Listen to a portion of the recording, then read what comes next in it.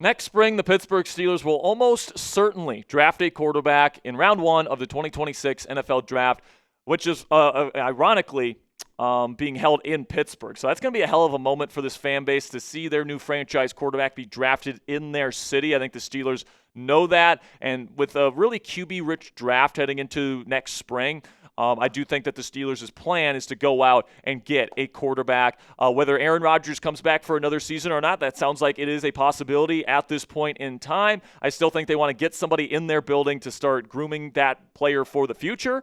And I do think that one way or another, we're looking at Pittsburgh most likely drafting a quarterback in round 1. And through 2 weeks, I think that there's 4 quarterbacks that for sure probably go in round 1 in the National Football League draft. One of the players on this graphic, by the way, I do not think will get drafted in round 1 this year. So make sure you guys stick around to see which QB that is. But before we get into some college football QB discussion for your Pittsburgh Steelers today and which guys you should really be honing in on this college football season, let me know, which quarterback are you hoping that the Steelers draft next year? Are you a Drew Allar guy? Are you a LaNorris Sellers guy? Are you somebody else? Let me know what you guys think down there in the comments section. And with that, let's get into the first quarterback here that we're going to be talking about today that I think looks like a round 1 quarterback through the first 2 weeks of college ball. And that's Garrett Nussemeir, the quarterback for the LSU Tigers.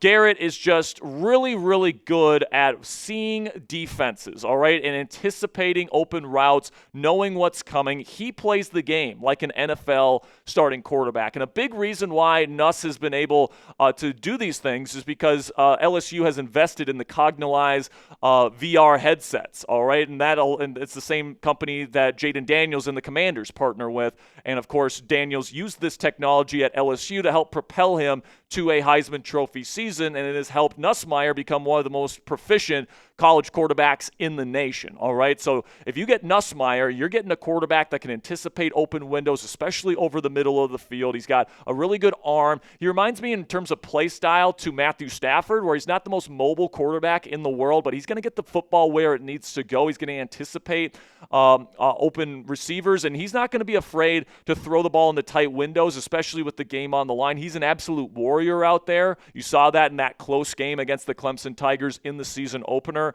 And I just really like the way he plays the position. I think that he's probably going to be one of the more pro-ready quarterback prospects in the National Football League draft next year. So if the Steelers are looking for somebody to start right away and maybe bring in that Cognize VR technology with the quarterback, Nussmeier is certainly somebody that I would be looking at if I'm the Pittsburgh Steelers. Then another quarterback that I think is certainly putting himself in position to go round 1 this year is Drew Allar. The thing about Drew is that really impresses me is the continual improvement throughout his football journey. Even going back to high school, where he completely reinvented his throwing mechanics during COVID to become one of the more clean throwers of the football in college football once he entered the college football space, to now really developing as a mental processor.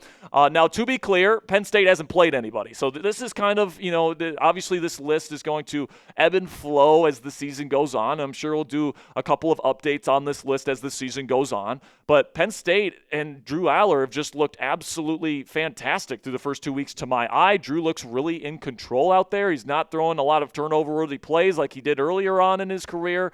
Last year, he really did a good job cutting those out on the way to the college football playoff. And this year, he just looks like the game has slowed down even more for him heading into what's probably his final season there at Penn State. So I'm really looking forward to seeing what he's going to be able to do against top-flight Big Ten competition, because there's some legit defenses in this conference. He's got incredible arm talent that fits the AFC North, and he certainly has some superstar potential in him. And the fact that he keeps improving, I think, just lets you know that he can improve even further once he gets to the National Football League level. Then you get to LaNorris Sellers, the quarterback for the Gamecocks there in South Carolina. And, Sellers is somebody where he's just so immensely physically talented, all right? And he's just got so many great traits about him.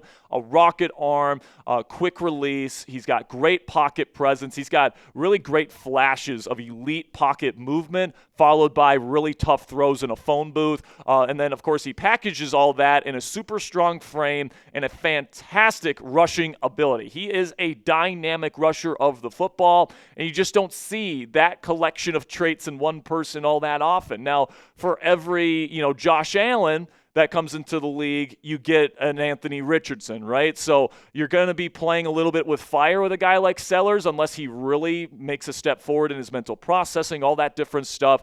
But if that's the case, the Steelers likely won't have a chance to get him because he's going to be going probably number 1 overall or close to it. But the good news, if you're a Steelers fan and you want to get a guy like LaNorris Sellers, is that I think through 2 weeks, he still looks a little bit raw in terms of his ability to read defenses, in terms of his ability to get through his progressions, not be too dependent on playmaking with his legs, all those different things.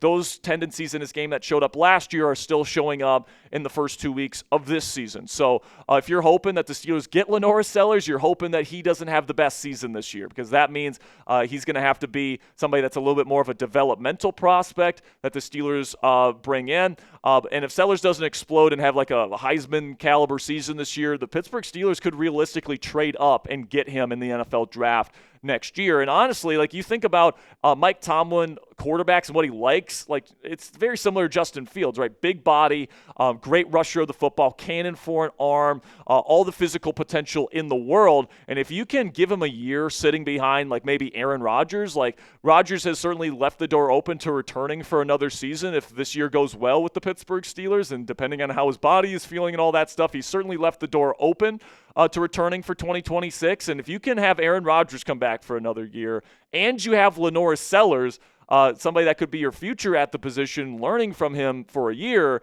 like, that might be the ideal setup for the Pittsburgh Steelers at quarterback in 2026. Another guy that I think you could probably bring in, and I for the record, I think Drew Allar fits into this category as well, as sit behind Rodgers and develop for a year. John Mateer from the OU Sooners, man, he really impressed me a lot with some of his throws against Michigan. Now, Mateer is a little bit of a wild stallion. He is a Mustang. He is somebody that has bad overthrows. He's got a little bit of a funky, like, sidearm throwing motion. It's a clean throwing motion, but it's pretty funky compared to some of the other college quarterbacks out there.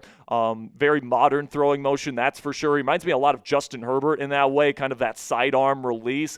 But he's a huge talent because not only does he have that arm strength, not only does he have that touch over the middle of the field, he rips those in-breakers like they're nothing.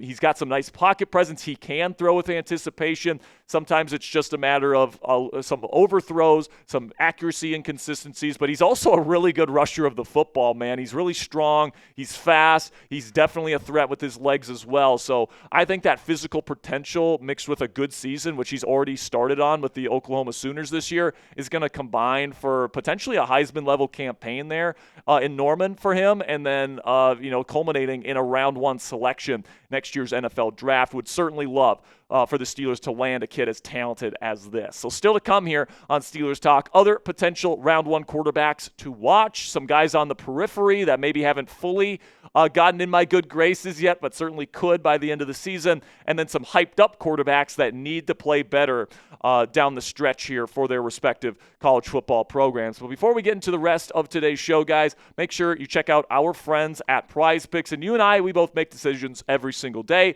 but on Prize Picks, being right can actually get you paid. Don't miss any of the excitement this season on Prize Picks, where it's good to be right. Football season is finally here, folks, and you better believe that I'm going to be getting my Prize Picks lineups in all season long. Prize Picks is simple to play. Just pick more than or less than on 2 to 6 player stat projections. If you get your picks right, you could cash in. Prize Picks also puts their users first, so all withdrawals are fast, safe, and secure. Prize Picks also offers Venmo, Apple Pay, MasterCard, and more for quick and easy deposits into your account this football season. And a new feature from Prize Picks this year that I absolutely love is injury reboots. If one of your players leaves the game in the first half and doesn't return, Prize Picks won't count it as a loss. Download the app today and use code CLNS to get $50 in lineups after you play your first $5 lineup on the Prize Picks app today. That's code CLNS to get $50 in lineups after you play your first $5 lineup on the Prize Picks app today. Prize Picks, it's good to be right. So I got 4 quarterbacks for you guys to keep your eye on here over the next few weeks here. Might be the last college QB video we do for a little while here, but Jalon Daniels from Kansas has been really impressive through the first 3 weeks. Now, I know the Jayhawks lost to Missouri last week, and the 2 wins that Kansas has so far are against nobodies, but Jalon Daniels has been super impressive to me, all right? And I think he's got a very interesting profile. Here's my scouting report on Daniels. A very dynamic rushing threat at 220 pounds as well. He's not the tallest guy in the world. He's just 6 foot. But he's 220 pounds, so he brings some good size to the table. The arm talent is certainly there, can throw from a bunch of different angles, has a really quick release. The mental processing for a really dynamic athlete, though, is really nice. He can get through a full field progression read. He had a couple examples of that against the Missouri Tigers last weekend. He protects the football, doesn't throw a lot of interceptions, doesn't put the ball on the ground too much. And then the playmaking instincts outside of structure are really special, too. He pairs that arm talent and that rushing ability to be one of the better playmakers out of structure in college football. Now, the cons, he has a pretty extensive injury history, so there's an injury risk there. He's got not the strongest arm in the world. I call it lackluster arm strength. It's strong enough to play in the league, but it's certainly something where it's not a cannon like a Josh Allen or a Patrick Mahomes or a Justin Herbert. The deep ball accuracy as a result, because he doesn't have the greatest arm strength, the deep ball accuracy can fluctuate with him, which might not be the best fit with the Steelers, who like a guy that can throw those deep passes to Calvin and to DK and those guys. And then the pocket presence. He's somebody that likes to drift in the pocket. He relies a lot on his playmaking instincts because he can get away with it at the college level. But he doesn't really step up into pockets all too frequently. If you're looking for a pure pocket passer and a distributor, Jalon Daniels is probably not your guy. But he's got a very interesting profile here where if he can continue to play well during this college football season, he may sneak in, maybe, into some round one conversations. Then Carson Beck is certainly somebody to keep your eye on here from the Miami Hurricanes.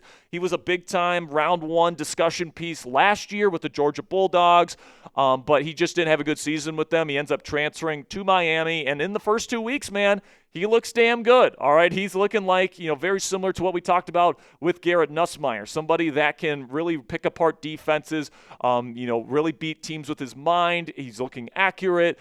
He looks in complete control of that Miami Hurricanes offense. And, if Carson Beck ends up having a really good season this year and ends up going in round one, I think we're talking about the Miami Hurricanes as a potential quarterback pipeline here with Cam Ward and Carson Beck, 2 transfers coming in, and in 1 year becoming first-round caliber quarterbacks going into the NFL draft. So definitely keep your eye on Beck. He's looked good so far, but I need to see a complete season from him to feel anywhere near comfortable taking him in the round one. And then we get to a couple of quarterbacks here that don't have the best physical traits in the world, but they just have a great feel for the game, in my opinion. And that's Iowa State's Rocco Becht. He just won the Cy-Hawk game for the second year in a row there for the Cyclones over the Iowa Hawkeyes. Another close game. And then Josh Hoover from TCU.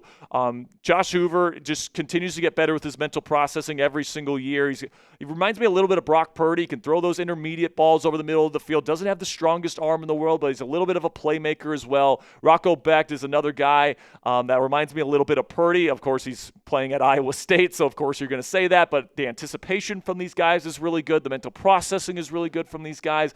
I would trust these guys to play in the NFL over some of these other more physically talented but more raw prospects that we've talked about on today's show. But certainly the upside might be a little bit limited for these guys, so they're going to have truly stellar seasons if they want to get themselves in the round one conversation. So predict it for me down there in the comments section. Who will be the surprise quarterback that nobody's talking about right now that's going to go in round one? Let me know what you guys think down there in the comments section. Who's the guy nobody's talking about right now that's going to get in that round one conversation? Now, to finish up today's show, I do want to talk about some highly touted quarterback prospects here that just have not been up to snuff to start the season, at least not in my opinion. Arch Manning from Texas. Of course, I think he's only going to be coming out if he's like the number 1 or number 2 pick, and he guarantees himself to go to either Cleveland or New Orleans. His family's very close to both of those organizations, so unless he is guaranteed to do that, I don't think he's even going to be coming out. So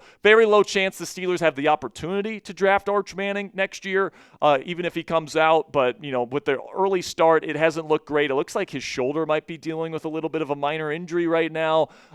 Just a very tumultuous start for the Longhorn QB. Then Cade Klubnik from Clemson, physically talented guy, 5-star guy, played a lot better last year for Clemson, and now it seems like he's reverted back to 2 years ago when he wasn't a good college quarterback.